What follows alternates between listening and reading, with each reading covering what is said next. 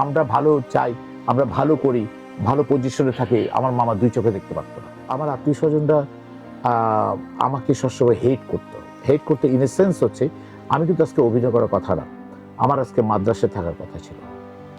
মাদ্রাসা, কারণ আমার এক মামা, ছোট মামা, উনি আমাকে চেষ্টা করেছে সবসময় মাদ্রাসা রাখতে।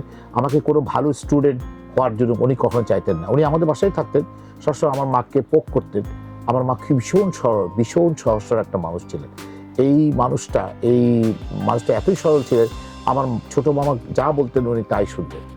এবং আমার জন্য উনি সবসময় কোনো ভালো স্কুলে আমাকে রাখতে দিতেন না, আমাকে কোনো ভালো কাপড় চোপড় পরতে দিতেন না।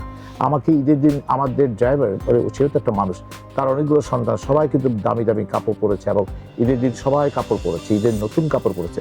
আমার কিন্তু মামার কারণে আমার কাপড় পরা হয়নি। এবং অদ্ভুত একটা ক্যারেক্টারের লোক ছিল, এবং আমাকে কোনো ভালো কলেজে পড়তে দিত না।